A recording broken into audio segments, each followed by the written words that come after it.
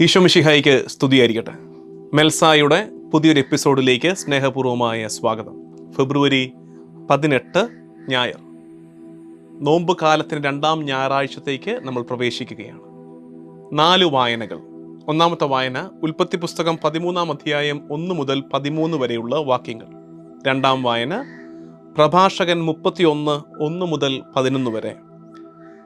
ലേഖനം 1 തിമോത്തി 6 3 മുതൽ 10 വരെ. സുവിശേഷം ലൂക്കാ സുവിശേഷം 19-ാം അധ്യായം 1 മുതൽ 10 വരെ. ഇന്നത്തെ ഈ 4 വായനകളിലെ ത്രെഡ് കണ്ടുപിടിക്കാൻ ഒരു പാടുമില്ലെന്ന് മാത്രമല്ല, വളരെ എവിഡൻ്റ് ആണ്, വളരെ പ്രകടമായിട്ട് അത് നമുക്ക് മനസ്സിലാക്കാൻ പറ്റും. ധനമാണ് പ്രധാനപ്പെട്ട വിഷയം 4 വായനകളിലും. അപ്പം അതുകൊണ്ട് തന്നെ നമ്മൾ ആ 4 വായനകൾ ഡീറ്റെയിൽ ചെയ്യാൻ പോയാൽ ഇത് പറഞ്ഞാലും തീരത്തില്ല. പക്ഷേ ഇതെല്ലാവരും വായിക്കുന്ന നല്ലതാണ് ഇന്ന് 4 വായനകൾ. കാരണം ഏത് വായന നോക്കിയാലും നമുക്ക് ആ ധനമോഹം എന്നുള്ള ടീച്ചിങ്, ധനമോഹത്തിൻ്റെ അപകടം എന്താണെന്നുള്ളത് വളരെ വ്യക്തമായിട്ട് മനസ്സിലാകും. ഒരു പക്ഷേ ഈ കാലത്ത് നമ്മളൊക്കെ വളരെ എളുപ്പത്തിൽ വീണു പോകുന്ന ഒരു പാപക്കെണിയാണ് ധനമോഹത്തിൻ്റെ കെണി. പ്രത്യേകം നമ്മോട് പറയുന്നത് ഉൽപ്പത്തി പുസ്തകത്തിൽ അബ്രാഹവും ലോത്തും തമ്മിലുള്ള, അവരുടെ വേലക്കാർ തമ്മിലുള്ള തർക്കത്തിൻ്റെ കാരണമൊക്കെ പറഞ്ഞിട്ട് ആ ഭാഗമാണ് അവതരിപ്പിച്ചിരിക്കുന്നത്. സുവിശേഷത്തിൽ സക്കേവൂസിന് രക്ഷ കിട്ടുന്ന ഭാഗമാണ് അവതരിപ്പിച്ചിരിക്കുന്നത്. അവിടെ 2 അടുത്താണ് നമ്മൾ ക്യാരക്ടേഴ്സിനെ കാണുന്നത്. മറ്റ് 2 വായനകളിലെ പ്രഭാഷകന്റെ പുസ്തകം ഒപ്പം തിമോത്തിയോസിനുള്ള ലേഖനം, ഈ 2 പുസ്തകങ്ങളിലും വളരെ ക്ലിയർ കട്ടായിട്ട് ടീച്ചിങ് തരികയാണ്. ധനമോഹത്തിൽ ശ്രദ്ധിക്കേണ്ട കാര്യം, ധനത്തിലേക്കൊരു ആകർഷണമുള്ളവൻ നാശം സംഭവിക്കും, അവൻ വീണു പോകും. തിമോത്തിയോസിന്റെ ലേഖനത്തിലുമൊക്കെ വളരെ കൃത്യമായിട്ട് ധനമോഹം പാപത്തിന്റെ ആരംഭമാണ്, വീഴ്ചയുടെ നാശത്തിന്റെ ആരംഭമാണ് എന്നൊക്കെ കിടപ്പുണ്ട്. അതുകൊണ്ട് ആ 2 ഭാഗം സൗകര്യം പോലെ വായിക്കുക. നമ്മൾ ഇന്ന് കോർത്തിണക്കാൻ ശ്രമിക്കുന്നത് പ്രധാനമായിട്ടും ഉൽപ്പത്തി പുസ്തകവും ലൂക്കാ സുവിശേഷത്തിലെ സക്കേവൂസുമാണ്. അതായത് നമ്മുടെ ഇന്നത്തെ ആശയം ആദ്യം പറയാം. ആശയം എന്നറിയാമോ? ധനമോഹം കൂട്ടായ്മയെ തകർക്കുന്നു.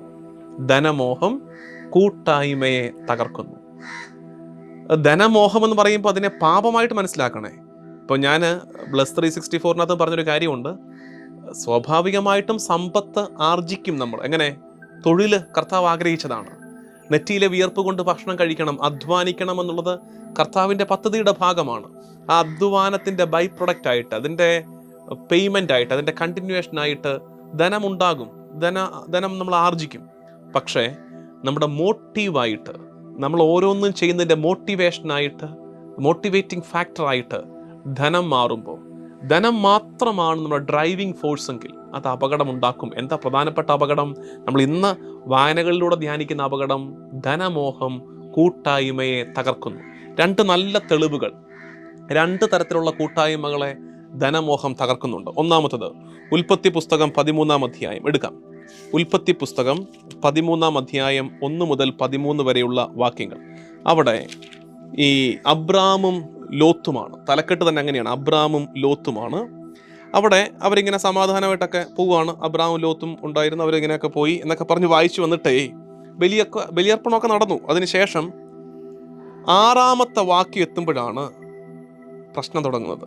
അവർക്കൊന്നിച്ച് താമസിക്കാൻ ആ ദേശം മതിയായില്ല. കാരണം അവർക്ക് വളരെയേറെ സമ്പത്തുണ്ടായിരുന്നു, ഒന്നിച്ചു പാർക്കുക വയ്യാതായി.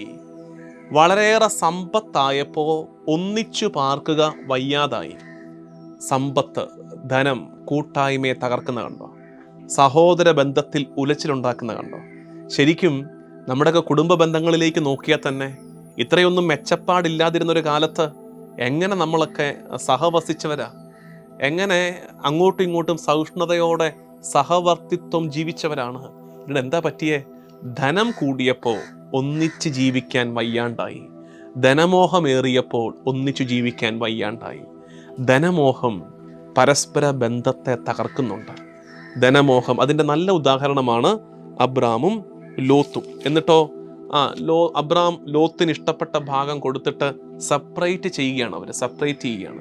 പക്ഷെ അവിടെ അബ്രാം തിരിച്ചറിയുന്നൊരു വലിയ കാര്യമുണ്ട്. ആ തിരിച്ചറിവാണ് നമുക്കും വേണ്ടത്. എന്തെന്നറിയാമോ? അബ്രാം തിരിച്ചറിയുന്നു, ദൈവമാണ് എൻ്റെ ധനം.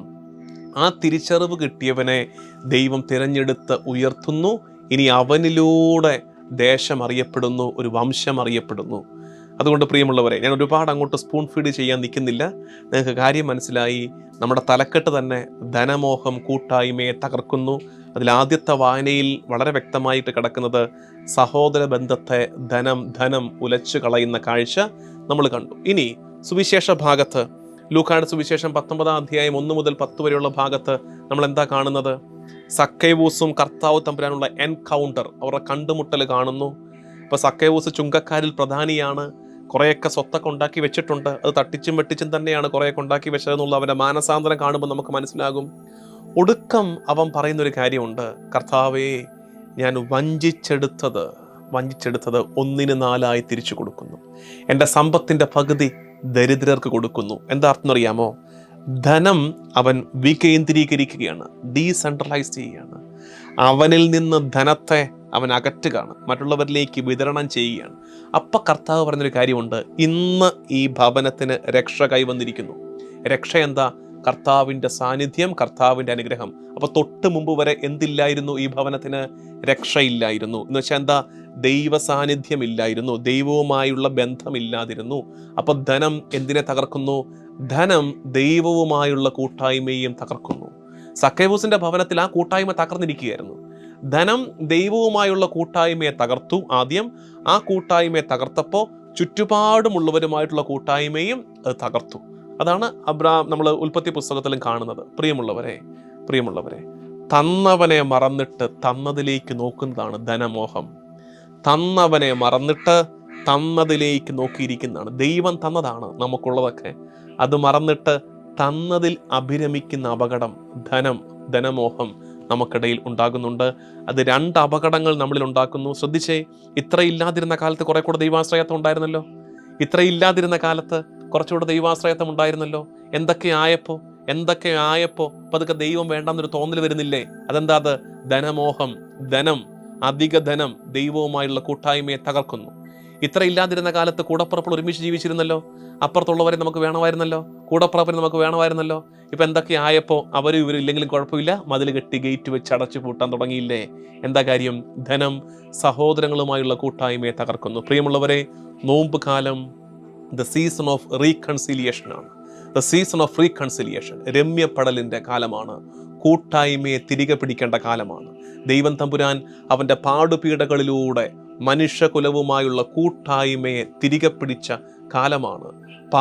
പാപപരിഹാര ബലിയർപ്പിച്ച് അവൻ കൂട്ടായ്മയെ തിരികെ പിടിച്ച കാലമല്ലേ നോമ്പ് കാലം? നമുക്കും കൂട്ടായ്മയെ തിരികെ പിടിക്കണ്ടേ? ദൈവവുമായുള്ള ബന്ധത്തെ, സഹോദരങ്ങളുമായുള്ള ബന്ധത്തെ തിരികെ പിടിക്കാൻ ധനത്തോടുള്ള അധികമോഹത്തിൽ നിന്ന് നമുക്ക് അകലം പാലിക്കാം. അങ്ങനെ വരുമ്പോൾ നമ്മളെ നോക്കിയും സക്കൈവൂസിനോട് പറഞ്ഞ അതേ കാര്യം ഈശോ ആവർത്തിക്കും. ഇപ്പോൾ ഈ മൊമെന്റിൽ നിനക്ക് രക്ഷ കൈവന്നിരിക്കുന്നു. ദൈവനാമത്തിന് മഹത്വം ഉണ്ടാകട്ടെ. ആമേൻ.